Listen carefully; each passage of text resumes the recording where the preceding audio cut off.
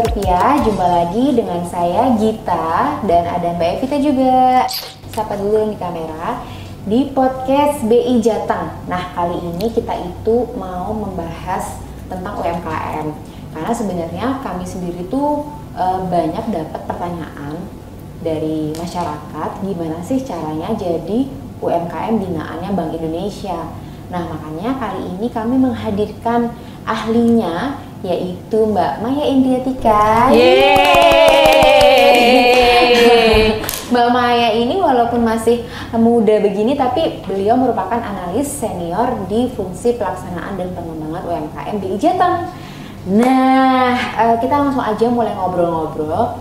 Tapi mungkin Mbak, sebelum kita bahas gimana caranya jadi UMKM binaan, nah, mungkin ini teman-teman banyak yang belum tahu sebenarnya hubungannya BI sebagai bank sentral kok ngurusin UMKM, itu sebenarnya hubungannya tuh apa gitu. Mungkin boleh diceritain sedikit. Oke, boleh. Selamat siang nih, ada Mbak Gita, Mbak Evita. Kita sebut dua Tata. Dua Tata banget ya. Banget ya.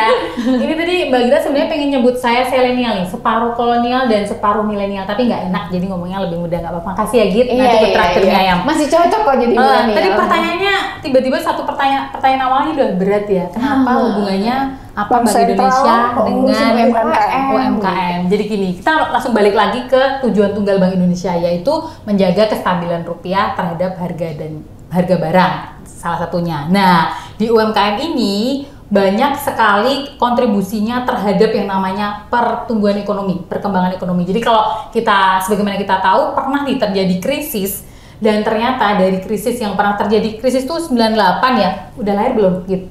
Udah, masih bayi. Masih bayi. Langsung udah banget ya sih. Mamaku semester berapa ya? Jadi UMKM tuh terbukti sebagai salah satu penopang ekonomi, yang artinya apa?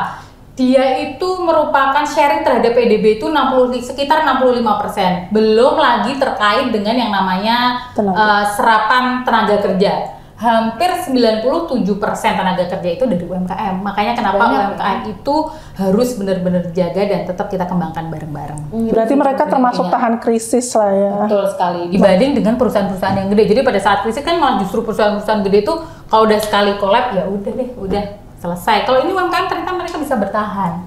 Nah, itu yang makanya kita mendampingkan di situ. Daya tahannya bagus dan kita bisa bilang tulang punggung perekonomian lah ternyata gitu ya. Makanya sekarang BI pun juga concern ke UMKM. Betul. Kemudian UMKM tuh dibina gitu ya. Kecil-kecil cabai rawit lah ya. Kecil-kecil cabai rawit. Silakan Mbak Evita, mungkin mau tanya lagi. Oke, terus gimana caranya BI mengembangkan UMKM? Oke, mengembangkan UMKM. Mengembangkan UMKM sebenarnya kalau kita kata-kata itu kita ngomong gampang ya mengembangkan, tapi nggak gampang juga nih teman-teman. Jadi BI itu mengembangkan UMKM di 3 part. Yang pertama terkait dengan korporatisasi, kemudian terkait dengan pembiayaan dan kapasitas. Korporatisasi gimana kita ngembangin itu jadi suatu kelembagaan yang kuat untuk UMKM itu menjadi semakin kuat, bukan hanya sekadar UMKM sudah hari ini jualan bakso, besok jualan mie ayam, kita nggak pengen seperti itu. Jadi gimana kita kuat. Terus kemudian yang kedua kapasitas.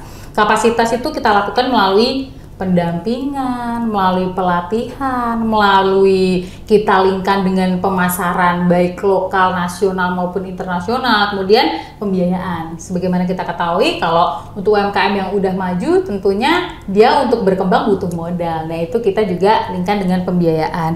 Yang jelas tujuan utama kita melakukan pendampingan terhadap UMKM yang ada di daerah-daerah nih, terutama nih di setiap KPWDR itu pasti melakukan itu tujuan utamanya terhadap UMKM itu bisa naik kelas.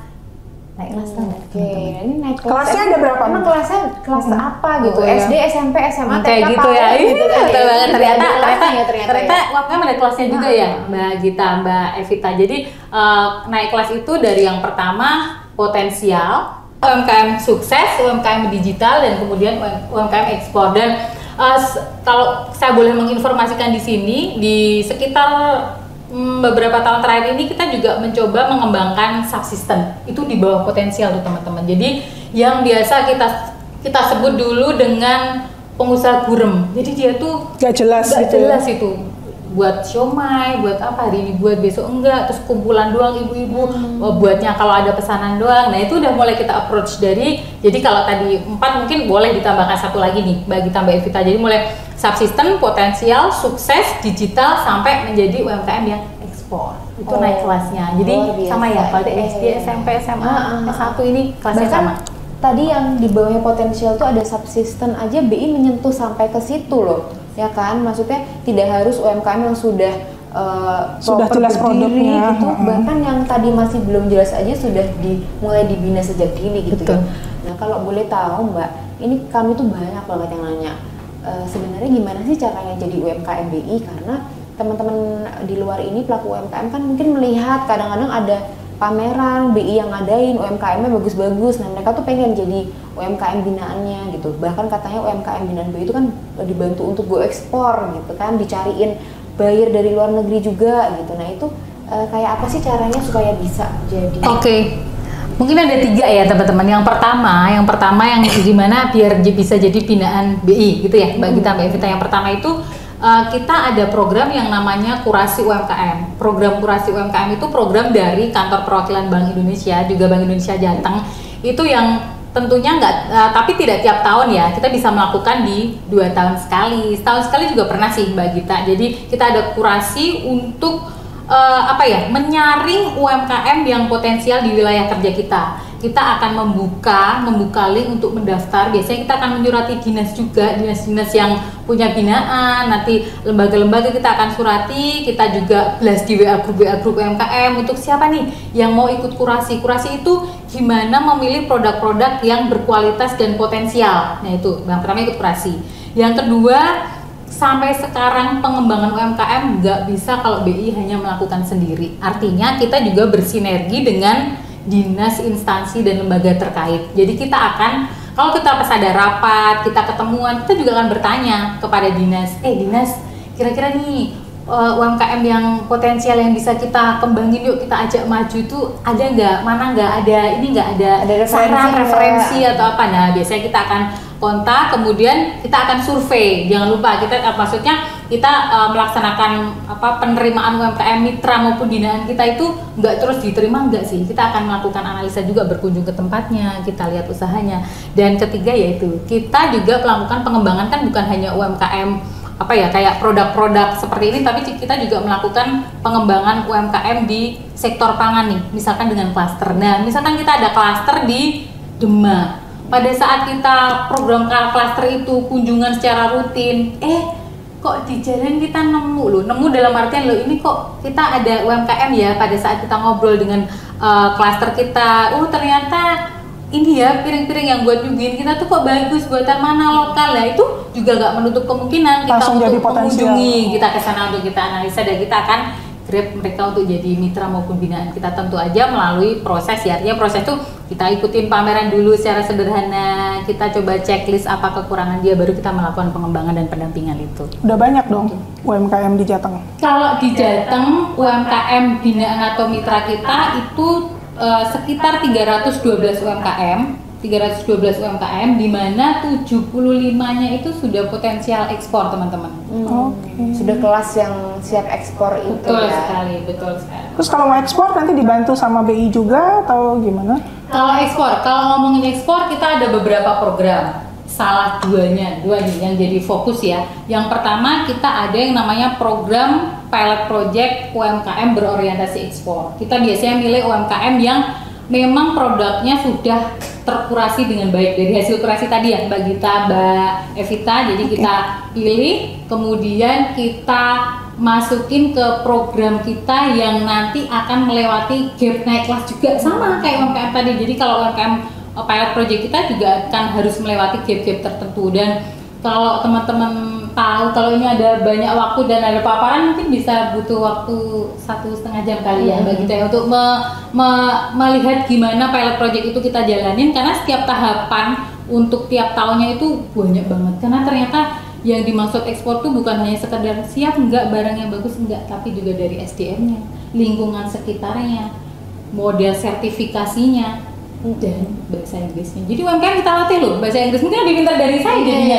Mbak Gita sama Mbak Evita Itu saya cukup kompleks ya, gitu. Tapi kan itu didampingin sama BI semua kan, jadi enak gitu loh, nggak repot ya, betul UMKM. sekali. Tapi ya itu ya, UMKM-nya memang sudah kita kurasi dulu seperti itu dan memang layak kita jadikan pilot project untuk ekspor. Yang kedua, kita juga melalui kelihatan pameran yang kita lakukan nggak hanya di lokal nih tentunya, tapi juga go ekspor itu tadi. Internasional juga ya, kayak UMKM Gayeng kalau mungkin teman-teman udah tahu karena udah di Setiap tahun kan dari 2019 gitu. Kebetulan memang di UMKM Gayeng sih kami tuh dapat banyak pertanyaan, Mbak ini gimana sih cara jadi UMKM binaannya, kok bagus-bagus banget barang-barangnya gitu. Jadi memang kita pengennya sharing nih ke masyarakat gimana caranya jadi UMKM binaan. Nah kita sudah tahu tadi untuk menjadi UMKM binaan tuh tidak serta-merta ya, ada beberapa hal yang di-assess juga sama pihak BI gitu. Jadi BI ibaratnya mau ngerawat, mau membina harus tahu dulu ini potensial atau tidak, awareness-nya, kemauannya ada atau enggak gitu kan, supaya bisa mungkin lebih sustain gitu ya Mbak ya. Jadi benefitnya tadi dari sisi pelatihan juga semuanya dapat ya Mbak ya? Iya, pelatihan. Kalau kita dulu kalau teman-teman boleh saya infokan waktu zaman PPKM si COVID ya, pandemi kemarin itu kita program kerjanya kita beri nama Sinoman nih, Sinau Online UMKM Andalan. Yang dikasih ilmu apa aja? Nah itu banyak paketnya. Misalkan kita ada paket ekspor, ada paket penjualan digital. Itu satu paket sendiri. Jadi si UMKM itu harus mengikuti pelatihan kita dari awal sampai akhir itu, karena memang benefitnya banyak banget ya Mbak Gita, Mbak Evita. Setelah itu mereka yang katakanlah ya ekspor aja deh, orang-orang nggak tahu kalau ekspor itu sebenarnya dari sisi packaging, dari sisi informasi, dari sisi materialnya itu harus sudah teredukasi. Nah itu ternyata banyak yang belum teredukasi gitu, maksudnya packaging saya kan udah bagus, packaging saya kan udah gini misalkan loh. Nggak bisa, kalau yang namanya ekspor itu harus ada misalkan ingredients, misalkan ada standarnya lah ya Mbak ya. Standarnya yang mereka kita panggilin si tenaga ahli dan kita buat pelatihan bersama itu. Tapi bukan UMKM secara personal ya Mbak Gita, Mbak Evita, itu kelompok UMKM potensial yang memang menuju ke arah peningkatan. Yang mana nih, sisi mana? Ada juga sih belum ekspor yang mereka bener-bener yang kita kasih contoh aja dari sini, saya nggak bawa ya. Contoh UMKM yang masih mengemas produknya, mesti Mbak Evita sering beli di pasar yang plastik doang terus ditempel. Oh, yang nggak ada nomor-nomor PIRT apa? Nggak ada apanya itu. Padahal kalau kita buka, kita rasain dulu, wes murah, enak kan gitu kan. Tapi sayang kalau itu untuk dipasarkan ke baik katakanlah nasional atau bahkan ekspor tentunya belum bisa. Makanya kita ajarin packagingnya seperti apa, biar diterima di negara mana seperti apa. Bahkan kita ketemuin juga dengan agregator khusus untuk diaspora yang difasilitasi lah ya biar mereka bisa masuk pasar ekspor. Udah pernah ekspor kemana aja Mbak? Mungkin bisa diceritain supaya menarik gitu kan? Kalau ekspornya banyak banget nih UMKM andalan kita, udah sampai ke benua Eropa, Asia, Amerika, udah ada semua Mbak Evita, dari tergantung dari ininya sendiri ya, tergantung produknya yang diminati ya. Kayak misalkan kita di Jepang itu lebih banyak makanan sehat. Kemudian di Singapura kita banyak ke craft. Gitu. Kemudian ke ke Eropa itu fashion juga banyak. Nah, fashion tuh sama aja nih teman-teman. Batik, kalau kita bilang kenapa batik kok jarang ya di Eropa gitu. Ternyata setelah kita ketemuin dengan agregator potensial buyer yang dari sana, itu yang nama Eropa tuh sebenarnya nggak menolak batik, suka, tapi ternyata masyarakatnya tuh punya kebiasaan untuk menggunakan batik yang tidak terlalu rapi. Seleranya sendiri lah ya. Mereka yang pastel, nggak banyak coraknya, itu mereka suka. Jadi kita juga mengajari mereka, mendampingi mereka untuk gimana mengenal pasar internasional. Jadi jangan sampai ya kita pendampingan ekspor ke sana, tapi ternyata nggak sesuai dengan permintaan sananya ya. Kasihan soalnya. Belum lagi menyesuaikan namanya. Kalau di sini musimnya kayaknya kalau di Semarang panas. Iya. Kalau di Indonesia panas sama hujan ya. Betul. Kalau di sana ada 4 musim, jadi harus nyesuaiin juga yang namanya outfit itu sangat bergantung. Batiknya bisa buat 4 musim gitu ya. Iya, harusnya ada inovasi itu ya. Betul sih. Inovasi yang luar biasa banget sih, ternyata dapat banyak. Mungkin gini, UMKM ini jadi dapat banyak ilmu yang cukup sulit didapatkan sebenarnya ya. Maksudnya kalau saya UMKM terus saya harus googling semua ilmu tersebut, mungkin saya nggak dapat secara valid gitu.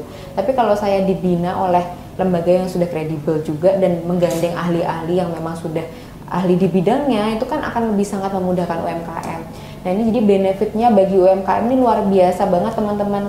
Tapi itu tadi kalau mau jadi UMKM binaannya Bank Indonesia juga ada persyaratan tersendiri dan teman-teman akan di-assess dulu nih. Jadi pastikan teman-teman melakukan usaha itu konsisten dan juga tetap improve terus untuk produk-produknya gitu. Dan benar-benar UMKM ya Mbak ya? Iya betul sekali. Satu lagi Mbak Gita, boleh kok kalau ada yang mau main ke Bank Indonesia Provinsi Jateng mau sekedar nanya-nanya, itu kita juga di sini ada konsultan juga. Jadi mungkin kita bisa bantu juga untuk nanti nanya-nanya tentang tadi gimana saya tuh usaha ini pengen jadi bina. Langsung bisa datang? Silakan boleh. Nggak perlu daftar dulu ya Mbak? Nggak, silakan. Atau nanti boleh melalui Humas nanya juga sih nomor yang bisa dihubungi sebelum datang ke Bank Indonesia Provinsi Jateng. Mau datang, mau via WA, kita bisa. Oke, thank you banget. Kemudian aku ada satu pertanyaan lagi. Ini pertanyaanku sih, sebenarnya ini kegundahan hatiku. Jadi sebenarnya ukuran UMKM ini apa sih Mbak? Kayak dulu kan aku pernah jual online baju. Nah tapi baju ini dulu aku sebelum mengenal per UMKM-an ya, aku tuh kainnya impor gitu. Karena pada saat itu aku pengen kain yang ternyata belum ada di sini. Nah apakah kalau misalkan aku ngimpor kain terus aku jahit itu bisa disebut sebagai UMKM? Atau ada ukuran sendiri? Oh nggak bisa, bahan konten lokal tetap harus lokal gitu. Ini teman-teman, ini kayaknya nggak niat dagang kalau dia impor tuh dagangnya.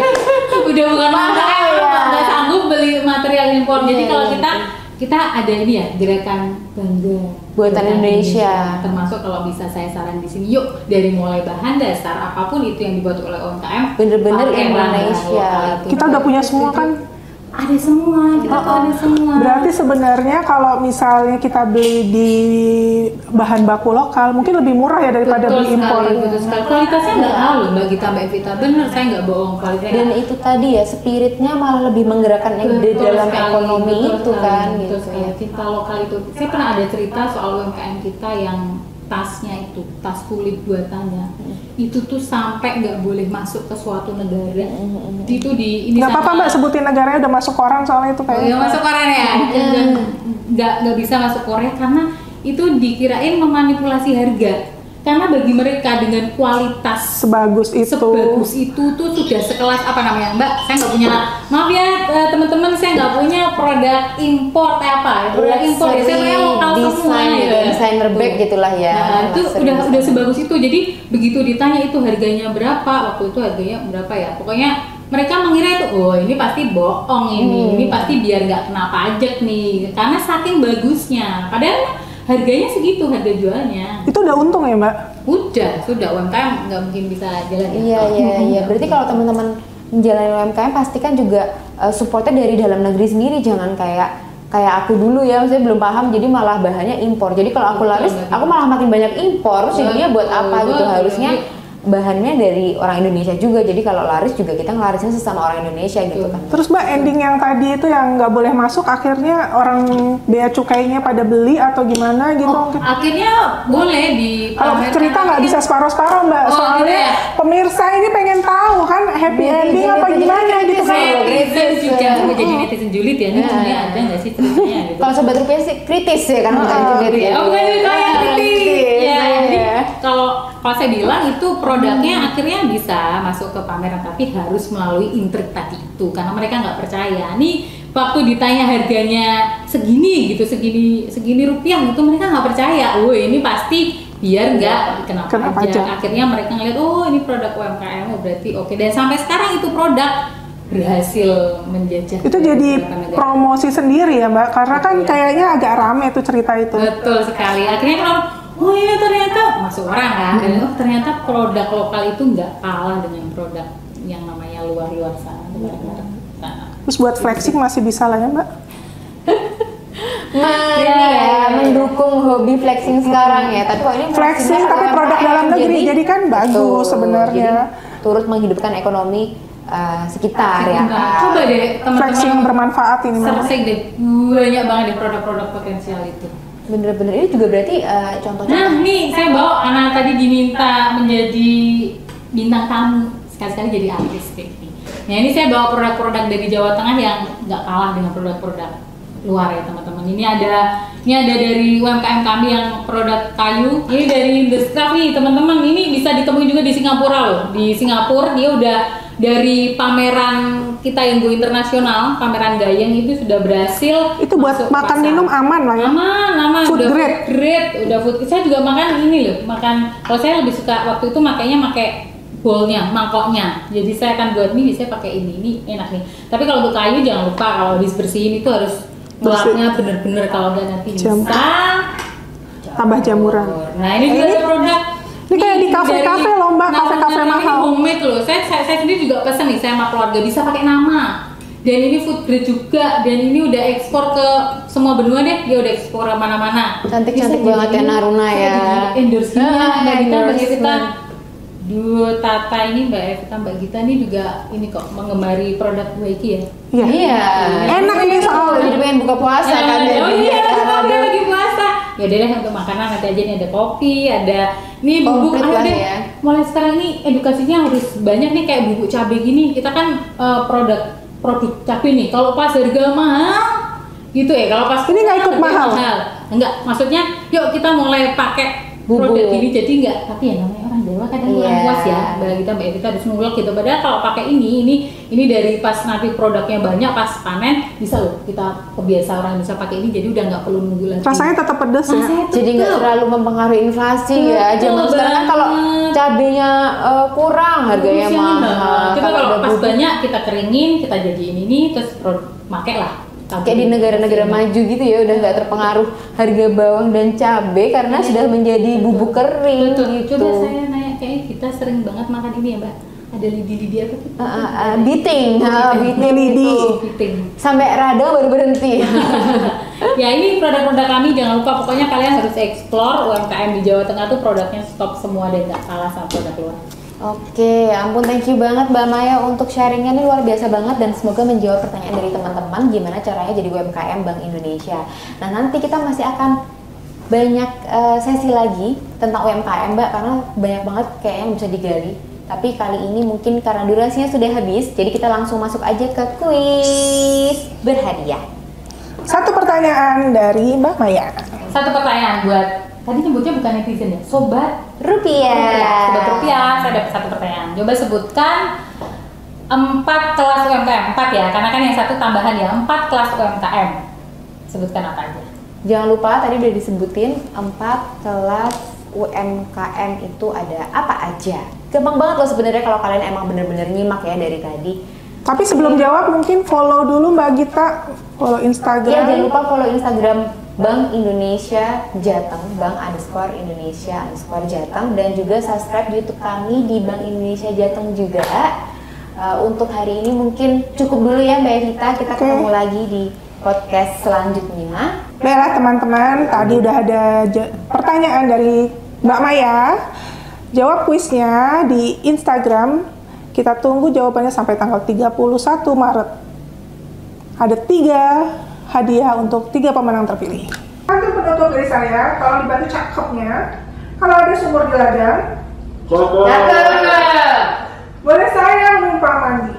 Cakep. Kalau ada umur panjang, boleh kita ketemu di podcast lainnya. Yeay.